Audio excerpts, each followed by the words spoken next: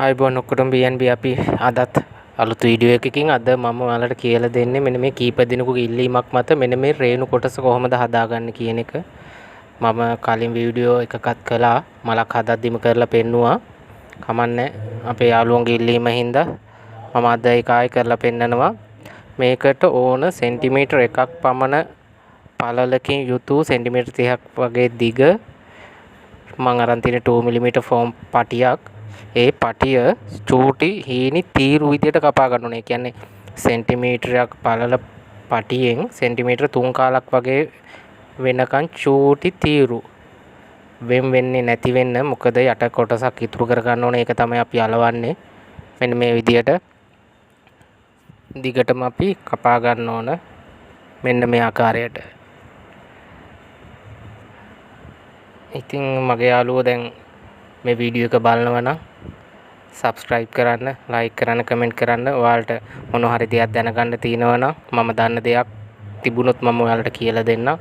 කොහොමද කරන්න කියන එක මම තව වීඩියෝ තියෙනවා අප්ලෝඩ් කරන්න. sunflower මලක් අතින් කපලා හදන විදිය හදලම පෙන්නනවා. ඒ වගේම රෝස මලක් කොහොමද හදන්නේ කියන එකට මිනි රෝස මල් පොඩි එක ඒකෙත් මම වීඩියෝ ඉස්සරහට දාන්නම්. ඉතින් දැන්ම ඔයාලා මාව subscribe කරලා like කරලා තියාගන්න. හරි මේ විදියට අපි දිගටම කපා ගන්නවා. මේක ඔයා හදන මලේ ප්‍රමාණය අනුව දිග තීරණය කරන්න. මොකද පොඩි මලක් නම් ගොඩක් දිගට ඕනේ නැහැ. සාමාන්‍ය ලොකු මලක් නම් ටිකක් දිගට ඕනේ. ඒ විදියට අපි අනිත් පටියත් ඒ වගේ කපා ගන්නවා. තනි පටියනොත් පුළුවන්. හරි මෙන්න මේ විදියට මම කෑලි දෙකක් හදාගෙන තියෙනවා. ඊට පස්සේ කරන්න ඕන B6000 ගම් ලේයර් එකක් ගාලා මේක රෝල් කරලා අලව ගන්න එක. දැන් මම ඒක කරලා පෙන්නනම්. මේ විදියට B6000 පොඩි ගම් ලේයර් එකක් අපි ගන්නවා. මෙන්න මේ විදියට ගම් ලේයර් එකක් ගාලා අලව ගන්න තමයි තියෙන්නේ. මම මේ දෙකේම ගාගන්නේ මොකද වේලෙනවා. එතකොට වේලුණාන් පස්සේ ඉක්මනින් ඇලෙනවා. අර B6000 ග්ලූ ගන්න එක වගේ නෙමෙයි. ග්ලූ එක නම් ටක් ගාලා ඇලෙනවා. ඒ කියන්නේ ගාපු සැනින්. හරි මෙන්න මේ විදියට අපි දැන් රෝල් කරගන්න ඕන. මෙන්න මේ විදියට වීඩියෝ එක ස්කිප් කරන්න එපා. මේක මෙහෙම රෝල් කරගෙන හැදුවා කියලා ඉවර නෑ. තව ටිකක් තියෙනවා. ඒකින්ද ස්කිප් නොකර දිගටම බලන්න.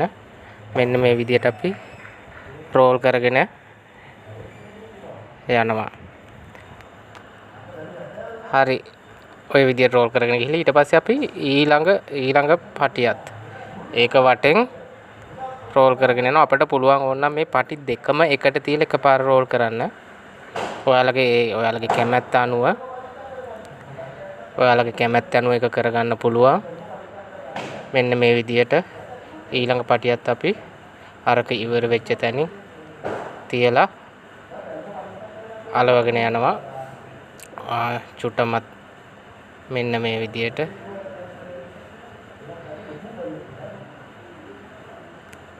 ඕක තමයි මලේ රේණුව. ඒත් මේක තව ලස්සන කරගන්න විහිදිලා වගේ පේන අපි මේක පොඩ්ඩක් අයන් කරගන්න ඕන. අයන් කරන විදියත් මම පෙන්නන්නම්. මේ විදියට ඇලවුණාට පස්සේ මේක අයන් එක රත් කළා. ගොඩක් රත් නෙවෙයි මම ඔයාලට කියලා තිනවා. බාගෙට වගේ රත් කරගනිපු අයන් එකක මේ රේණු කොටස තියලා රත් කරගන්න තමයි තියෙන්නේ. එතකොට මේක ගානට විහිදිලා වගේ ලස්සනට හිටිනවා. ඉතින් මම මෙන්න මේ පෙන්නන මල හදද්දි මම මේක කියලා දුන්නා. ඉස්සෙල්ලා මල හදද්දිත් කියලා දුන්නා කොහොමද කරන්නේ කියන එක. යාළුවන්ගේ ඉල්ලීමක් හින්දා තමයි මම මේ වීඩියෝ එක කරන්නේ. හරි මේ විදිහට අයන් එක අරගෙන අයන් එකට මේක තියෙනවා. ඒ කියන්නේ රේණු පැත්ත මේ විදිහට හේතු කරලා තියෙනවා. ඔන්න ඒ ටික තමයි කරන්න තියෙන්නේ. හරි ඔය විදිහට කරන්න තියෙන්නේ. එහෙම කරායින් පස්සේ තමයි අර රේණු ටික ලස්සනට විහිදිලා අපිට පේන්නේ. මේක ඕනම මලකට දාන්න පුළුවන්. රේණුව මලේ ප්‍රමාණය අනුව ඔයාලා වෙනස් කරගන්න.